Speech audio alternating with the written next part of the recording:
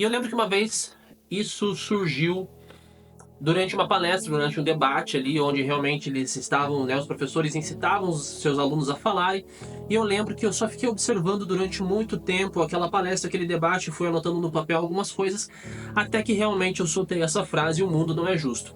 Porque eles estavam falando sobre a pena de morte, eles estavam falando sobre prisão perpétua e assim por diante, aqueles debates que acabam acontecendo. E eu lembro que eu escutei essa palavra, né, essa frase: o mundo não é justo. E é sobre isso que a gente vai falar no vídeo de hoje, porque na época eu argumentei pensando em algumas coisas que eu tinha formado na minha cabeça. Durante o meu ensino médio, eu sempre me dei muito bem com a sociologia, com a filosofia, com a história, eu sempre gostei desse mundo. E eu começava a estudar bastante coisas, então eu lembro que uma época eu comecei a estudar sobre a vida de Sócrates, e o Platão, que foi o discípulo dele, escreve que como Sócrates for morto, né? Então, aquela famosa frase, só sei que nada sei, ele traz isso no seu julgamento, onde realmente eles estavam julgando Sócrates por corromper a juventude, né? Por ensinar os jovens a pensar. Basicamente, esse foi o julgamento de Sócrates. E eles sentenciaram ele à morte. Eu lembro que na época, enquanto eu estava estudando, absorvendo todas aquelas coisas, eu falei assim, cara, isso não é justo. Por que mataram o cara por ensinar? Né? Ele era um professor da época, ele ficou conhecido como o maior dos filósofos. É através dele que veio Aristóteles e Platão logo em seguida, e assim por diante, todos os outros filósofos. Por que ele foi sentenciado à morte? Né? Então, porque o mundo não é justo. E é sobre isso que a gente vai falar hoje, através da Bíblia. Para a gente começar, a gente precisa entender uma coisa. A justiça de Deus é uma coisa, a justiça dos homens é outra. Né? Porque muitas vezes a gente tenta entender a mente de Deus e sempre vai ser impossível, essa é a verdade. Por que eu quis trazer essa palavra para a gente discutir nesse vídeo de hoje? Porque eu estou vivendo algumas coisas na minha vida onde Deus realmente está ministrando sobre esse assunto, sobre a questão da justiça. E eu tô lendo Jeremias, então também a gente começa a ter umas visões ali, Jeremias, Jó, você fala assim, cara, Jó era um homem íntegro, por que Deus permitiu que o coisa ruim, né, fizesse tudo aquilo que ele fez com Jó? Jeremias, ele era um cara também que estava ali sempre ouvindo a voz de Deus, mas ele estava vendo o seu país, a sua sociedade entrar em caos, entrar em desespero, e essa era a realidade da época. E aí, se a gente para olhar a nossa época, sempre existem aqueles questionamentos da galera que é ateu, geralmente, né? Por que Deus é bom? Por que ele permite, então, a maldade no mundo? Por que ele permite a miséria, a fome e todas essas outras coisas? A gente não vai entrar nesse mérito hoje, mas a gente vai entrar no mérito da questão da justiça de Deus no sentido da nossa vida, né? Muitas vezes a gente passa por algumas provações, a gente passa por algumas coisas e fala assim, Deus, isso não é justo. Por que isso está acontecendo comigo? Por que tal coisa... Sabe, tipo, eu tô tentando fazer todas as coisas da maneira certa, por que existe essas situações na minha vida que eu tô tendo que lidar?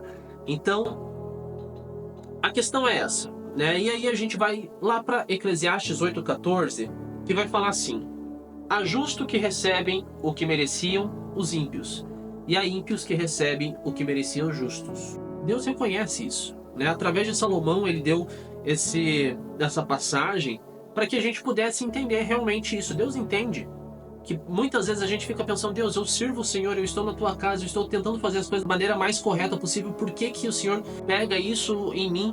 E enquanto isso a gente está vendo outras pessoas que não servem a Deus, que não fazem o que é certo, que a gente vê realmente que existe mentira, existe corrupção, existe tal coisa. E por que eles têm uma vida que parece que está tudo certo? A questão é, Deus sabe, mas muitas vezes Deus quer tratar algumas coisas na nossa vida. E a justiça de Deus é diferente. A gente vai lá para Isaías 55, do 8 ao 9, porque ele vai falar o seguinte.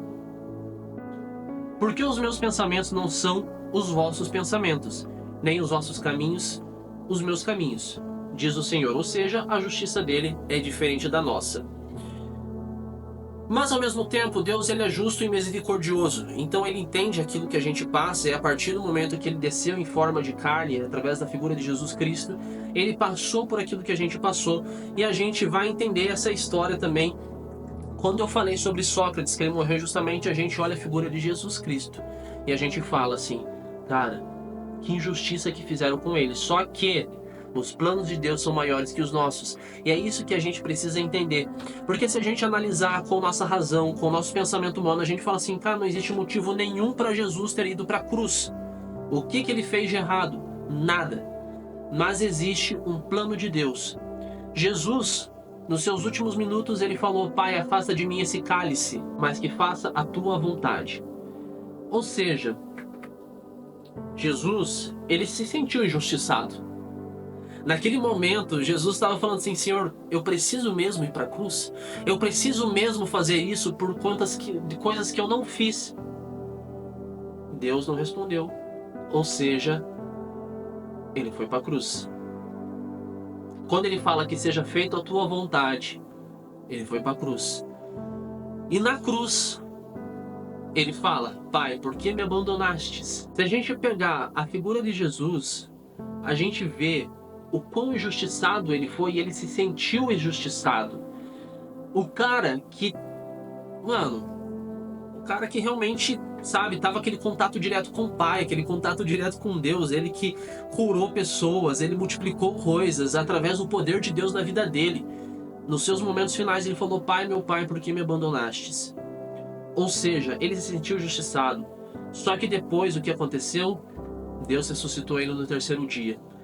E por conta disso, hoje nós somos livres. Nós somos livres do pecado, nós somos livres da morte. Porque Jesus aceitou essa condição. Então, é muito louco parar para pensar sobre a justiça de Deus, porque a gente fala assim, Deus, isso não é justo, mas e se isso não tivesse acontecido, onde a gente estaria hoje? Se Cristo não tivesse vindo para levar nossas transgressões, Cristo veio como sacrifício vivo, como cordeiro, para que a gente pudesse ter vida. Então a justiça de Deus, ela é muito ampla e ela é muito discutida muitas vezes por filósofos, por não filósofos, por várias pessoas, e a gente para assim muitas vezes, Deus, por que isso está acontecendo na minha vida? E Deus fala assim, calma, eu tenho um plano, eu conheço todas as coisas. E a gente precisa aprender a confiar que a justiça dele vai ser feita. Romanos 8:28 diz o seguinte, todas as coisas cooperam para o bem daqueles que amam a Deus segundo o seu propósito. A gente já citou essa passagem diversas vezes aqui neste canal, mas é sempre importante lembrar que todas as coisas cooperam para o bem segundo o seu propósito. Ou seja, se a gente está caminhando num propósito, assim como Jesus estava. É muito louco parar para pensar nisso, porque às vezes a gente quer se comparar a Jesus e a gente não é nada perto de Jesus, mas ao mesmo tempo ele fala pra gente, sejam santos porque eu sou santo. Ou seja, Jesus é a nossa figura, a nossa referência daquilo que a gente deve ser na vida.